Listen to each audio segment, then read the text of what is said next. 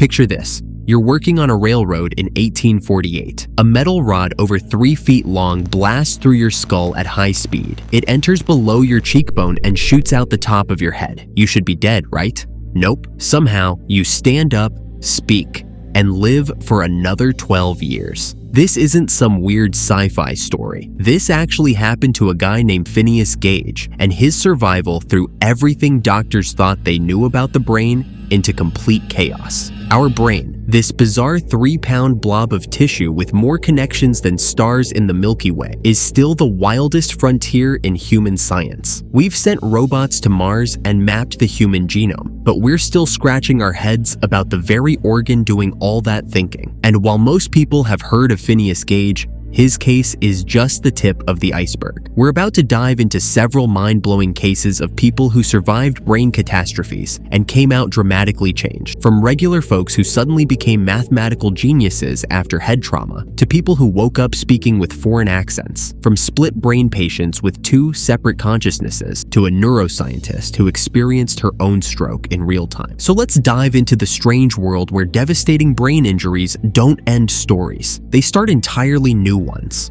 The classic case, Phineas Gage's iron rod. September 13th, 1848. A normal workday turned neuroscience legend. Phineas Gage, just 25 years old, was doing his job as a railroad foreman in Vermont. He was using a tamping iron, basically a giant metal pole, to pack explosives into a hole. Then, boom, a spark hit the powder. The 13-pound iron shot upward like a missile, punched through his left cheek, tore behind his eye, ripped through his brain's left frontal lobe, and burst out the top of his skull. The crazy part? Gage didn't die, not even close. His doctor, John Harlow, wrote that Gage got up within a few minutes, rode upright in a cart for over half a mile, and then walked up a long flight of stairs to his hotel. Just let that sink in for a second. The dude had a metal rod blast through his brain and then climbed some stairs. But surviving wasn't even the weirdest part of Gage's story. His thinking abilities stayed intact. He could reason, talk, and remember stuff fine. But his friends started noticing something off. This wasn't the same Phineas. The formerly energetic, shrewd,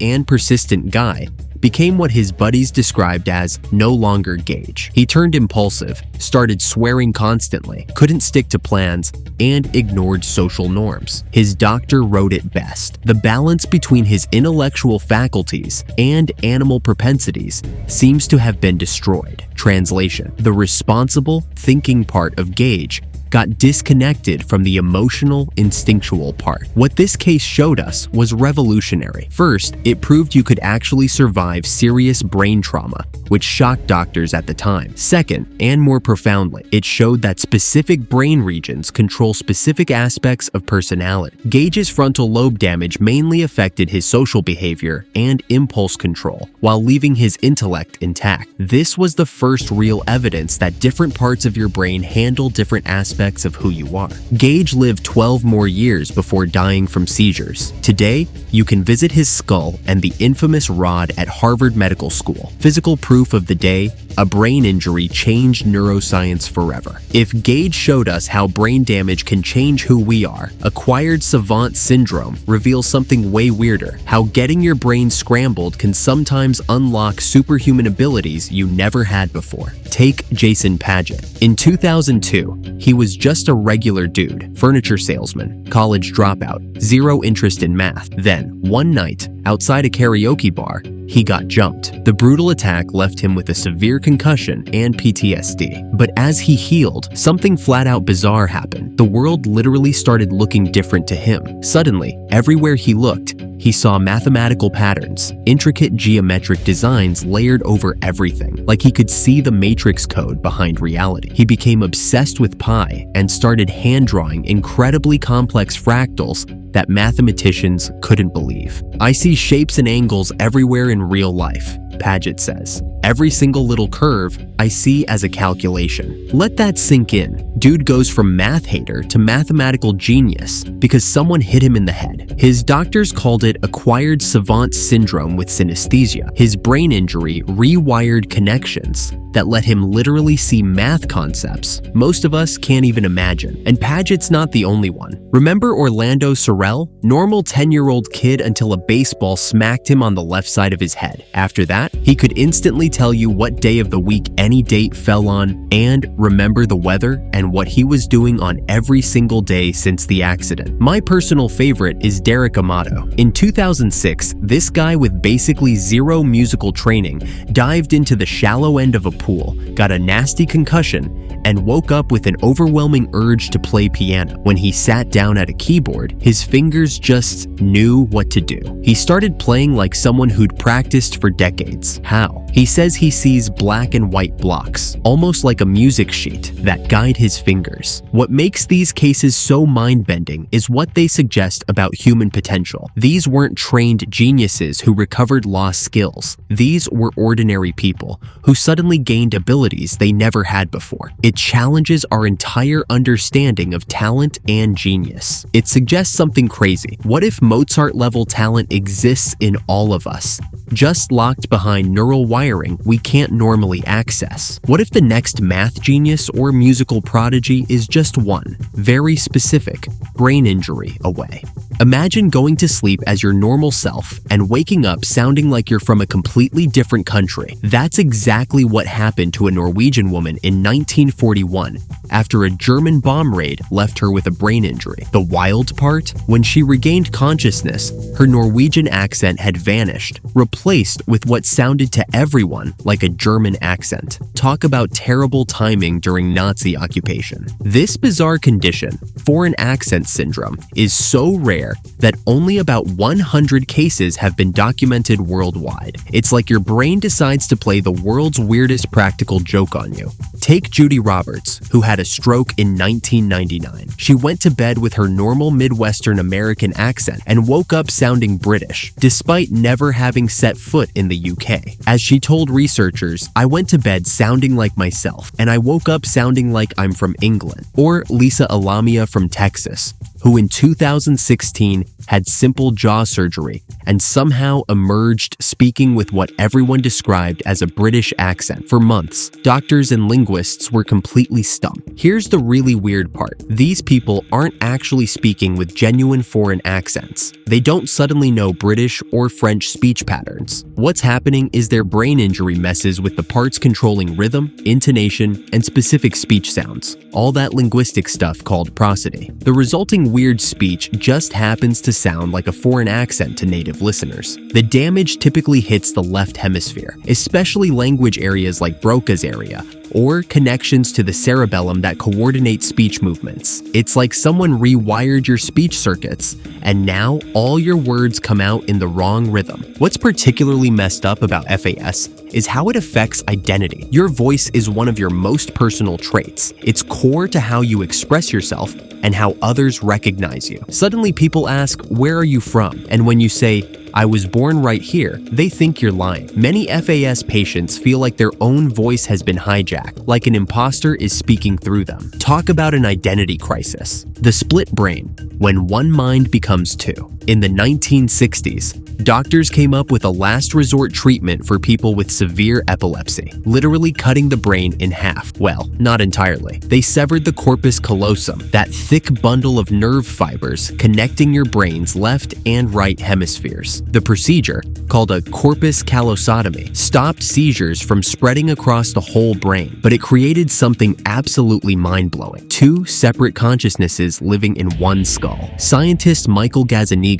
and Roger Sperry ran experiments on these split-brain patients that will seriously mess with your concept of self. They'd show an image only to the right brain hemisphere by displaying it only in the left visual field. Since language centers typically live in the left hemisphere, patients couldn't verbally describe what they saw, but, and this is the freaky part, they could use their left hand, controlled by the right hemisphere, to draw or point to what they'd seen. In one famous experiment, they showed a split brain patient the word heart with he visible only to the right brain and art visible only to the left. Asked what he saw, the patient said art. That's the verbal left brain talking. But when asked to point with his left hand, controlled by the right brain, to related images, he pointed to pictures of a man relating to he that only his right brain had seen. Even weirder, when researchers secretly told just the right hemisphere to walk, the person would stand up and start walking. When asked why they stood up, the left hemisphere, which had no idea about the command, would make up a completely false explanation. These patients literally had two minds operating independently in one body. The verbal left brain, not knowing why the body was doing something because the right brain initiated it, would instantly create fake explanation. This research blew scientists' minds because it suggested something profound. Maybe our feeling of being one unified consciousness is just a story our brain tells itself to make sense of its own fragmented functioning. Maybe what we experience as a single, unified self is actually more like different brain modules working together and creating an illusion of unity. The case of HM, living in an eternal present. Imagine if every person you met was always a stranger. If every movie was always new, if you could read the same mystery novel 100 times and always be surprised by the ending. That was life for Henry Molaison, known as HM in scientific papers, until his death in 2008. In 1953, desperate to control Henry's severe epilepsy, surgeons removed large chunks of his medial temporal lobes, including most of his hippocampus. The seizures improved, but something else happened. Henry lost the ability to form new memory. Anything that happened after 1953 vanished from his mind within minutes. Each morning, researchers would introduce themselves to HM, and each time it was like they were meeting for the very first time. He could chat normally, but if you distracted him for just a moment, maybe by dropping your pen, he'd forget your entire conversation had ever happened. Gone. Completely wiped. Henry described his constant confusion perfectly. It was like waking from a dream. Every day is alone in itself. But here's the twist that blew scientists' minds. HM could still learn new physical skills. When taught the super tricky task of drawing while only looking at his hand in a mirror, he got better day after day, despite having zero memory of ever practicing before. When asked how he was so good at it, he'd say he had no idea. He must just be naturally talented. This discovery revolutionized our understanding of memory. It proved that memory isn't just one system, but several different ones working together. His case showed that knowing that memory, facts, and events lives in different brain structures than knowing how memory, skills, and habits. The hippocampus handles the first kind, but motor skills get stored elsewhere, which is why HM could still learn new physical abilities despite having no memory of practicing them. For almost 50 years until his death, Henry participated in countless studies, becoming the most studied brain in neuroscience history. Think about that sacrifice, living in an eternal present, never recognizing the doctors and scientists who became your closest companions, never knowing how much you were contributing to science. All those discoveries, including the fundamental division between knowing that, declarative, and knowing how, procedural memory, came from one man frozen in time. Most brain injury stories come from doctors observing patients. But what happens when the patient is the brain doctor? That's what makes Dr. Jill Bolte Taylor's case so mind-blowing. She's both a Harvard-trained neuroanatomist and someone who experienced a massive stroke. She literally watched her own brain malfunction with the training to understand exactly what was happening. On December 10th, 1996, a blood vessel in the left side of Taylor's brain burst. Unlike most stroke victims, she recognized the symptoms in real time. As she describes in her book, My Stroke of Insight, she had front row seats to her own brain breakdown. In the course of 4 hours, I watched my brain completely deteriorate in its ability to process all information. On the morning of the stroke, I could not walk, talk, read, write, or recall any of my life. Here's where it gets trippy. The stroke hit Taylor's left hemisphere, the part responsible for language, logic, and linear thinking. As that shut down, her right hemisphere, associated with creativity, intuition, and holistic awareness, took over completely. What happened next sounds more like a spiritual awakening than a medical emergency. Taylor experienced a complete dissolution of the boundaries between herself and the universe. The analytical categorizing functions that normally separate me from everything else went offline, and she perceived reality as an interconnected energy flow. Felt enormous and expansive, like a genie liberated from its bottle, she writes. My spirit soared free like a whale gliding through a sea of silent euphoria. After 8 years of rehab, Taylor recovered most of her cognitive abilities, but she wasn't the same person. She'd gained something remarkable: the ability to consciously shift between left brain analytical thinking and right brain experiential awareness. It's a kind of cognitive superpower most of us never develop. Her case provides extraordinary insights into hemispheric specialization and raises profound questions about consciousness. If brain damage can so dramatically transform our perception of reality, what does that tell us about the nature of consciousness itself? Is our typical perception just one of many possible ways to experience existence? So how does the brain pull off these seemingly impossible recoveries? The answer is neuroplasticity, the brain's remarkable ability to rewire itself on the fly, and it's completely upended what we thought we knew about the brain.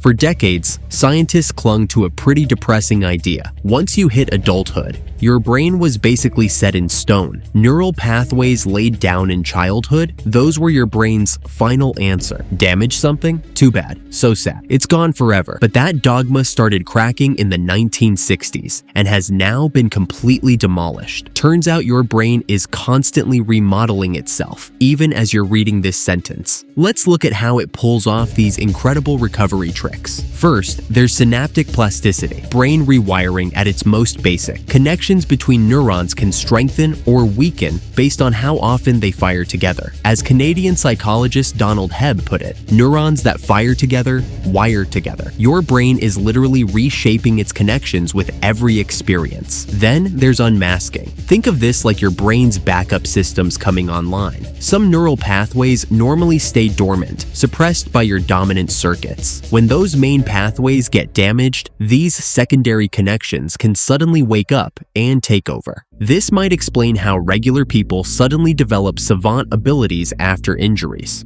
There's also sprouting. This one's wild. Healthy neurons can literally grow new branches to reach out and connect with other neurons, creating detours around damaged areas. Your brain is basically regrowing its own wiring. Your brain loves backup plans too. For many functions, it maintains multiple neural pathways that can do similar jobs. Lose one route? No problem. Traffic gets rerouted through alternative circuits. One of the most impressive adaptations is cross-modal reassignment, where brain regions normally dedicated to one sense can be hijacked for completely different purposes. In blind people, parts of the visual cortex get repurposed for touch and hearing, supercharging those senses. And finally, there's neurogenesis, the newest kid on the block. We now know the adult brain can actually generate brand new neurons, especially in the hippocampus. This was considered impossible just a few decades ago. Young brains generally bounce back better, and certain brain regions recover more easily than others. Rehabilitation matters too. Pushing those recovering circuits with therapy helps them rebuild faster. Even cooler, enriched environments with lots of stimulation dramatically enhance recovery, as does plain old exercise, which increases production of brain-derived neurotrophic factor, basically miracle grow for neurons. The wild cases we've explored aren't just medical oddities. They're windows into the brain's incredible talent for adaptation, showing us neuroplasticity pushed to its absolute limits. The musician trapped in a moment, Clive wearing. Imagine waking up every few minutes thinking it's the first time you've been conscious in years, every single time. That's the reality for Clive wearing, often described as having the worst case of amnesia ever documented. In 1985, Waring, a renowned British musician and conductor, contracted herpes simplex encephalitis, a viral infection that ravaged his brain, particularly his hippocampus. The damage left him with both retrograde amnesia, inability to access old memories, and extreme anterograde amnesia, inability to form new ones. His memory span? About 7 to 30 seconds. Waring experiences each moment as if he's just woken up from a coma. In his journal, he writes entries like, "I am now awake, or "I am now conscious," often crossing out previous entries made minutes before, convinced they were written when he was unconscious.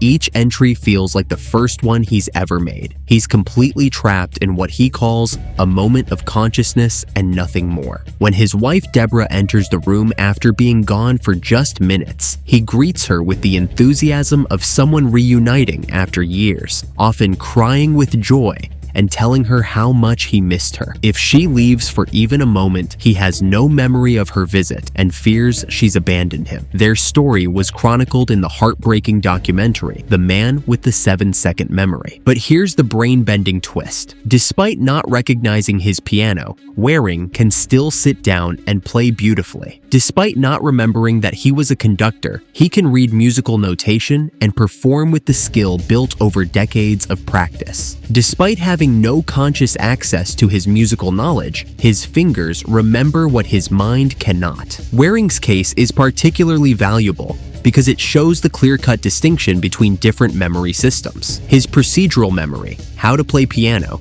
is virtually intact, while his episodic memory, personal experiences, and semantic memory, facts and knowledge, are severely damaged. When Waring plays piano, he becomes fully present, momentarily freed from his temporal prison. In those moments of musical flow, as his fingers dance across the keys playing Bach or Beethoven, he briefly transcends his condition. He still lives with his wife Deborah, falling in love with her anew each time she enters the room, experiencing a lifetime of reunions in a single day. The woman who feels no fear, patient SM. Imagine going through life completely unable to feel fear. No panic during a life-threatening situation. No anxiety before public speaking. No terror when someone holds a knife to your throat. For most of us, that sounds like either a superpower or a nightmare. For a woman known as patient SM in the scientific literature, it's reality. SM suffers from a rare genetic condition called Urbach-Vitha disease, which caused calcium deposits to form in her amygdala, the brain's fear center, eventually destroying this almond-shaped structure entirely. While the rest of her brain functions normally, SM has lived for decades without the ability to experience fear. In a series of experiments conducted by neuroscientist Antonio Damasio and his team, SM was exposed to situations that would terrify most people. They took her to an exotic pet store and encouraged her to touch snakes and tarantulas. Her reaction? Pure curiosity. She wanted to touch the snake's tongue and was disappointed when researchers insisted she maintain a safe distance. When shown horrifying film clips, she laughed. When taken through a haunted house attraction, while other participants screamed in terror, SM excited the actors by approaching them with fascination. But this fearlessness has a dangerous side. SM has repeatedly put herself in life-threatening situations. She's walked through dangerous neighborhoods at night, approached threatening strangers, and has been held at gunpoint and knife point multiple times, all without feeling the normal alarm signals that would make others flee. It is quite remarkable that she's still alive, one researcher noted. What makes SM's case so valuable to neuroscience is how targeted her impairment is. She can experience all other emotions, happiness, sadness, disgust, surprise, completely normally. She can describe what fear is conceptual. She just can't feel it herself. It's the perfect neurological experiment. Remove one specific brain structure and observe exactly what function disappears. Her case dramatically confirmed what scientists suspected, that the amygdala is absolutely essential for feeling fear, and it demonstrates how crucial fear is as a survival mechanism. Fear isn't just an unpleasant feeling, it's a sophisticated threat detection system that keeps us alive, a system patient SM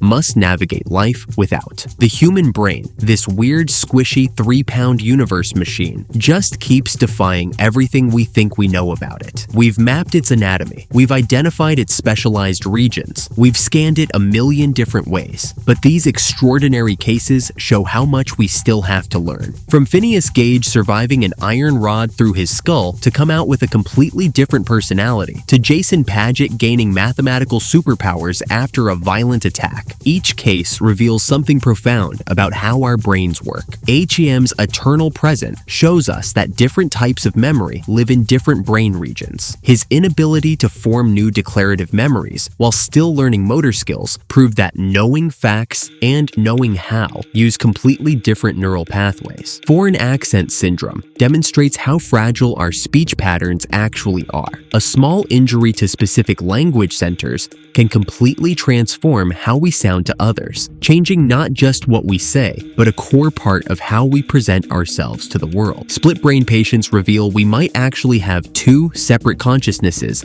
living side by side. The experiments with these patients raise profound questions about what it means to be a unified self and suggest our feeling of being one coherent mind might actually be an illusion. Jill Bolte Taylor's stroke of insight gives us a neuroscientist's perspective from inside brain damage. Her first-hand account of experiencing her left hemisphere shut down while her right hemisphere took over shows how dramatically different modes of consciousness can exist within the same brain. Patient SM shows what happens when a single emotion, fear, gets completely eliminated. Her case proves that specific emotions depend on specific brain structures and demonstrates how crucial fear is as a survival mechanism that most of us take for granted. Clive Waring's musical abilities persist despite catastrophic memory loss, showing us that talent and skill can remain even when the memories of acquiring them are gone. His case proves that our brains store different types of information in completely different ways. These aren't just weird medical oddities collected for shock value. Each case is like a natural experiment that helps reveal how specific brain functions work. When something breaks in precisely the right way, we get to see exactly what that broken part was responsible for, and sometimes what hidden abilities emerge when certain brain functions get out of the way. What makes these neural comeback stories so fascinating isn't just how the brain fails, but how it adapts and finds new pathways forward. Even after the most catastrophic damage, the brain's remarkable plasticity allows it to reorganize, reroute, and sometimes even improve. In these ordinary brains doing extraordinary things, we glimpse both the fragility and the incredible resilience of the organ that makes us who we are. The brain doesn't just recover, it reimagines. It doesn't just repair, it reinvents. And each of these remarkable cases gives us a window into the astonishing complexity that creates our experience of being human.